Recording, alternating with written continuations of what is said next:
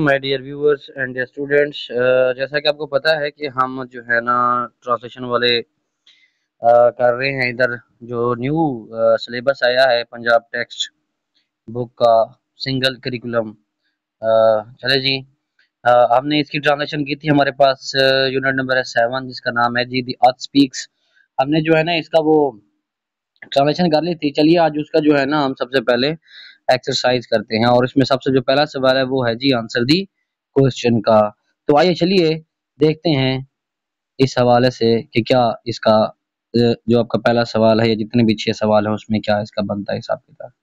लो जी, हमारा जो है ना वो आ चुका है। ये जो आंसर दी क्वेश्चन थे, पहला हमारा जो क्वेश्चन है, how many seasons has the earth gifted us, name them and describe one season. कि वो ये कह रहा है कि कितने हमें जो है ना जमीन ने तोहफे में सीजन दिए, मौसम दिए हैं, उनके नाम बताना है और उनमें से किसी एक को जो है ना आपने बयान करना है। जो आंसर है जिसका, the earth has gifted us 4 seasons.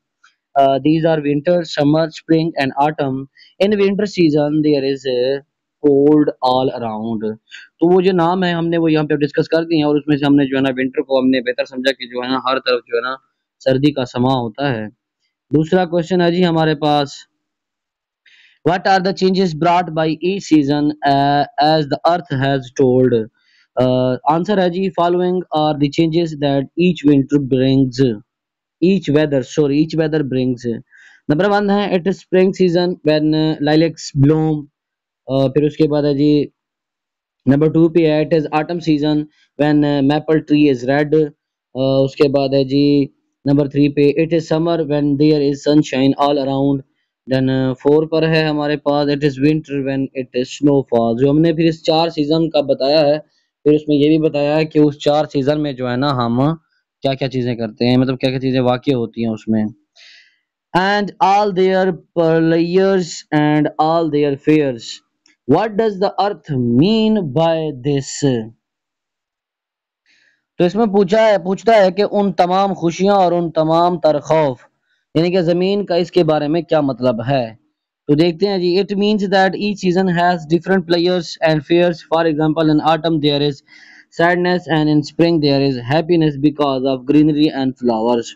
वही बात है कि इसका मतलब है कि हर मौसम के मुख्तलिफ खुशियाँ और गम होते हैं। मिसाल के तौर पर मैंने जो ख़िज़ा की दी, जो है ना वो एक गम का मौसम है, क्योंकि उसमें जो है ना वो आपके दरख्त के जो पत्ते होते हैं वो गिरते होते हैं और जो सीज़न है उसमें हर तरफ जो क्या है ना सब्ज़ा ही छा जाता है, इसलिए उसको हम जो है ना हैप्पीनेस का सीज़न कहते हैं। नंबर 4 पे है, how can we use each season wisely and kindly. कि हम जो है ना हर मौसम को अक्लमंदी और दानाई से जो है ना और रहमदिली से किस तरह से शफ़क़त से यूज़ कर सकते हैं। We can use each season wisely and kindly when we fulfil the requirements of each season. For example, in winter we need warm clothes, hot drinks and warm houses to enjoy it. If we adopt these things, we use it wisely and kindly.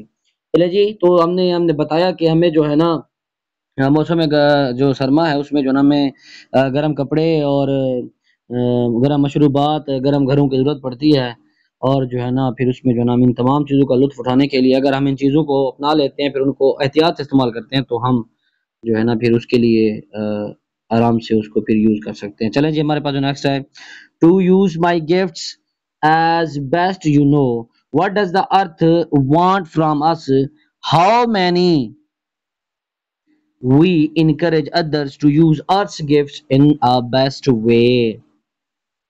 The Earth says, "These are my gift for you." Gift is a precious thing and sign of love. So we must care these gifts. The Earth wants from us that use them wisely and kindly, and do not create mess. Keep them clean. So वही बात है जो है ना वो हमने उस जो ज़मीन ने जो है ना हमको जो 4 तोहफ़े दिए हैं, वो बहुत ही, जो तोहफ़ का मतलब ही होता है कि एक जो है ना प्यार और मोहब्बत की एक अलामत है। तो ज़मीन जो है ना हमें यही चाहती है कि हम तमाम चीज़ों को अक्लमंदी से इस्तेमाल करें। जो लास्ट वन हमारे पास है, right the main idea of this poem. The main idea of the poem, The Earth Speaks, is that to look after the gifts given by the earth. These are the 4 seasons. The earth हमें जो ज़मीन जो है ना हमसे क्या चाहती है जो उसका मरकजी ख्याल है, उस मरकजी ख्याल में ये है कि ज़मीन हमसे चाहती है कि उसने जो तहफ़ दिए हैं हम उनकी जो है ना देखभाल करें, और वो तहफ़ कोई और चीज़ नहीं, वो हमारे पास 4 सीज़न है। तो चलिए हम अपने एक्सरसाइज़ के नेक्स्ट क्वेश्चन की तरफ बढ़ते हैं कि हम उसमें क्या-क्या चीज़ें कर सकते हैं। चलिए जी, जो हमारे पास नेक्स्ट क्वेश्चन है उसे जो है ना हम जो वो हमारा काम है वो है जी उसे फिगर ऑफ स्पीच कहेंगे। फिगर ऑफ स्पीच में हमारे पास सिमिली है, मेटाफर है, पर्सोनिफिकेशन है। तो चले आइए हम जो है ना इसको किस तरह से बयान कर सिमिली तशबीह को कहते हैं। Simile is a figure of speech in which two things are compared to each other using the comprehension words like or as। देखिए जी, सिमिली जो है ना वो एक ऐसा फिगर है वो भी स्पीच का बोलने का जो जिसमें हम ना दो चीजों का मवाजना करते हैं सिर्फ दो अल्फाज को यूज करके, जिसमें हमारे पास एक लाइक होता है और दूसरा हमारे पास जो होता है एज। जैसे कि हम कहते हैं कि मेरा बेटा शेर की तरह बहादुर है, सो हम इसको कहेंगे कि my son is brave like a lion. सो आग की तरह गरम, एज हॉट एज फायरी। तो इस तरह से हम जो है ना इसको एक्सप्लेन कर सकते हैं कि दो चीजों के दरमियान कंपैरिजन को, वो भी सिर्फ दो लफ्ज का इस्तेमाल करते हुए। मतलब है कि दो चीजों का मवाजना करेंगे, फिर हम उन मवाजना करने के लिए दो चीजों के दरमियान तो हम दो अल्फाज का इस्तेमाल करेंगे, लेकिन हम हर जुमले में एक का इस्तेमाल करेंगे, या तो वो लाइक होगा या तो फिर वो एज होगा। इसमें उसने एग्जांपल भी दे दी है, she she is as pretty as a picture. यहाँ पे जो as pretty as a picture जो है ना, तो यहाँ पे हमारा सिमिली हो गया है। He is strong like an ox. तो यहाँ पे जो स्ट्रॉन्ग लाइक एन ऑक्स है, तो ये हमारे पास क्या है, एज अ सिमिली सेंटेंस है। तो फिर उसके बाद हमारे पास है मेटाफर। इसे हम जो उर्दू जबान में है जी इस्तारा कहते हैं। A metaphor is a figure of speech that compare two different things without use of the comprehension words like और एज। तो ये आप इसमें थोड़ा सा बारीक भी नहीं समझेंगे, तो इसमें ये है, इसमें हम करते क्या है, सिमिली में हम दो चीजों के दरमियान कंपैरिजन करते हैं लाइक और एज का इस्तेमाल करते हुए, लेकिन हम यहाँ पे किसी चीज की डायरेक्ट तशबीह करते हैं बगैर किसी लफ्ज का इस्तेमाल करते हुए।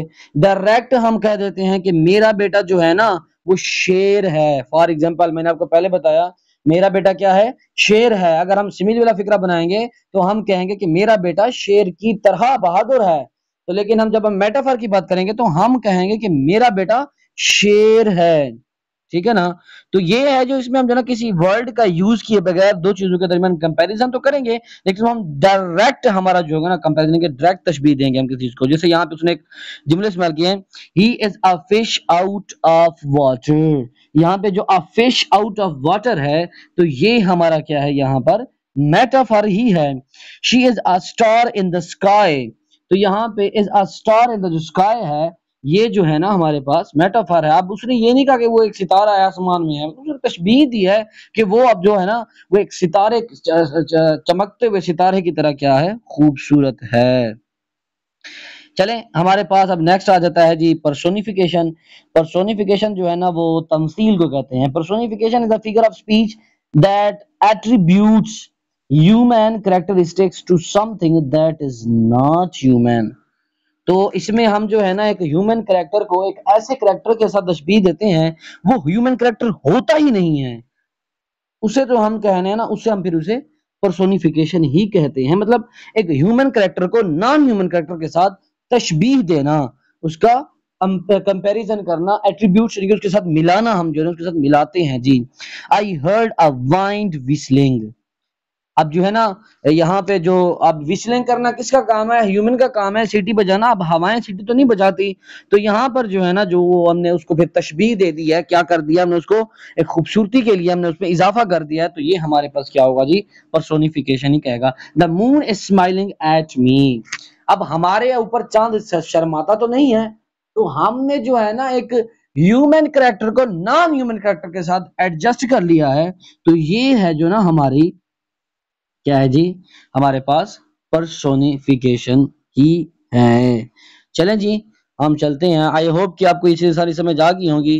तो हम नेक्स्ट अपने जो है ना वो क्या कहते हैं क्वेश्चन की तरफ चलते हैं जी। चले जी हमारे पास है डिटोनेटिव मीनिंग एंड जो है ना कॉनोटेटिव मीनिंग। तो हम इसके ऊपर भी थोड़ी बहस करते हैं कि ये होते क्या हैं डिटोनेटिव और connotative। चले जी, हमारे पास है जी पैराडिटोनेटिव। It is the literal meaning of the word and you find its definition in a vocabulary, यानी कि ये लफ्ज का लुगवी मैनी होता है और आप इसका मैनी डिक्शनरी में देखते हैं, जिसे हम डिटोनेटिव मीनिंग कहते हैं। जैसे उसने कहा है कि Alia is wearing a blue T shirt today, यानी कि ब्लू अब जो यहाँ पे लफ्ज है वो एक कलर का लफ्ज है, कलर का नाम है, यहाँ पर उसने कलर का नाम दे दिया है यहाँ पर उसने। अब कनोटेटिव मीनिंग क्या होता है जी? कनोटेटिव में है कि a word's connotation is the feelings and ideas associated with the word, it can be contextualized, यानी कि एक लफ्ज की कोनोटेशन उस लफ्ज से जुड़े जज्बात और ख्यालात हैं, इस सियाको सबाक के साथ बताया जा सकता है। यहाँ पे आप फॉर एग्जांपल सुने, Alia is blue after her father's death. यहाँ पे जो है ना ब्लू, अब उसकी सैड और डिप्रेशन को बताया गया है कि उसके चेहरे की रंगत उसके बाप के दुख की वजह से यहाँ पर जो है ना उसके चेहरे की रंगत उतर गई है। तो पिछले में हमने क्या पढ़ा? एक तो होता है लफ्ज ब्लू, जो उसका रियल मीनिंग है, हम डिक्शनरी में जाके देखते हैं, वो उसका है मानी नीला, यानी कि एक कलर का नाम है। तो फिर जब हम आगे गए, Alia is blue after her father's death, तो ये हमारे पास है कोनोटेटिव मीनिंग, यानी कि अपने ओरिजिनल वर्ड से हटकर, ओरिजिनल मीनिंग से हटकर है। तो हम इसमें जो है ना उसमें ये बता रहे हैं कि उसके बाप के मौत के बाद जो है ना उसके चेहरे की रंगत जो है ना वो उतर चुकी है। आई होप कि आपको डिटोनेटिव और कॉन्ट्रेटिव मीनिंग में भी फर्क नजर आ गया होगा। आगे देखते हैं, बड़े कमाल का टॉपिक हमारे पास, कंजंक्शन और ट्रांजिशनल डिवाइसेस। कंजंक्शन क्या होता है जी? A conjunction is a word used to join words, phrases and clauses. तो ये दो जुमलों, दो क्लासेस या जो दो फ्रेजेस होते हैं उनको आपस में जोड़ने का काम करता है जी। यानी कि दो क्लासेस भी हो सकती हैं, दो सेंटेंसेस भी हो सकते हैं, ये जो है ना उनको जोड़ने के लिए हम इस्तेमाल करते हैं।